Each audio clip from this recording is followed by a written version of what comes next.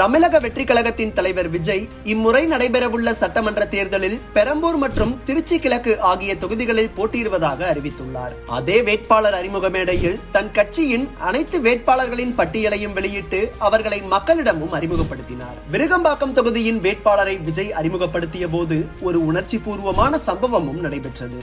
இந்த நிகழ்வு சமூக வலைதளங்களில் விஜய் ரசிகர்களை மட்டுமல்லாமல் பொதுமக்களையும் பெரிதும் கவர்ந்துள்ளது. விஜய் அறிமுகப்படுத்திய விருகம்பாக்கம் தொகுதியின் வேட்பாளர் சபரிநாதன்.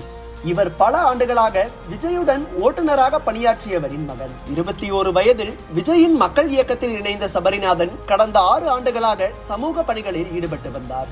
இந்த நிலையில் தமிழக வெற்றி கழகம் தொடங்கப்பட்ட போது அந்த கட்சியில் இணைந்த அவருக்கு தென் சென்னை மேற்கு மாவட்ட செயலாளர் பொறுப்பும் வழங்கப்பட்டது.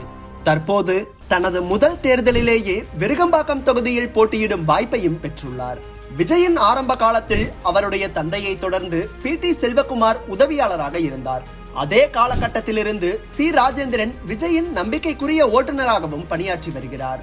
SAC உடனான கருத்து வேறுபாட்டிற்கு பின்னர் சிலரை விஜய் விலக்கி வைத்திருந்தார். அப்போது பல ஆண்டுகளாக உதவியாளராக இருந்த PT செல்வகுமார் பணியிலிருந்து நீக்கப்பட்டார். அதன் பின்னர் சி ராஜேந்திரன் படிப்படியாக மக்கள் இயக்க பொறுப்புகளிலும் ஈடுபட்டு விஜயுடன் இன்னும் நெருக்கமாக செயல்பட தொடங்கினார். விஜய் எந்த நிகழ்ச்சியில் கலந்து கொண்டாலும் ராஜேந்திரன் அவருடன் இருப்பார். தனியார் விமான பயணங்களிலும் கூட அவர் உடன் செல்வது வழக்கம்.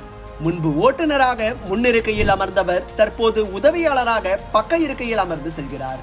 விஜய் எப்போதும் ராஜேந்திரனை அண்ணன் என்று அழைப்பார். அவரது மகளின் திருமணத்திலும் விஜய் கலந்து கொண்டார். மேலும் சென்னை சூப்பர் கிங்ஸ் அணியின் முன்னாள் கேப்டன் மகேந்திர சிங் தோனியை விஜய் சந்தித்த போதும் அவருடன் ராஜேந்திரன் சென்றதும் குறிப்பிடத்தக்கது. இந்த நிலையில் பெரம்பூரில் விஜய் வேட்புமனு தாக்கல் செய்த பின்னர் அவரின் சொத்து விவரங்கள் வெளியாகியது. அதில் அவரது அசையும் சொத்து மதிப்பு 404 கோடி ரூபாய் என்றும் குறிப்பிடப்பட்டிருந்தது. மேலும் அவர் மேற்கொண்டு வரும் தொழில்கள் பற்றிய விவரங்களும் அதில் இடம்பெற்றிருந்தது.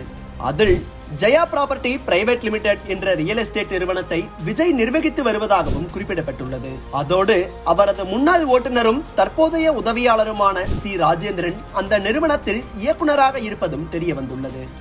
இந்த தகவல் சமூக வலைதளங்களில் பரவிய பின்னர் சிலர் ராஜேந்திரனை விஜயின் உதவியாளர் அல்ல பினாமி என்று விமர்சிக்கவும் தொடங்கியுள்ளனர். ஆனால் விஜயின் ஆதரவாளர்கள் ஒரு நிறுவனத்தில் இயக்குநராக இருப்பதால் மட்டுமே ஒருவரை பினாமி என்று கூற முடியாது என்றும் பல ஆண்டுகளாக நம்பிக்கையுடன் இருந்ததற்காகவே அவருக்கு இந்த பொறுப்பு வழங்கப்பட்டிருக்கலாம் என்றும் விளக்குகின்றனர்.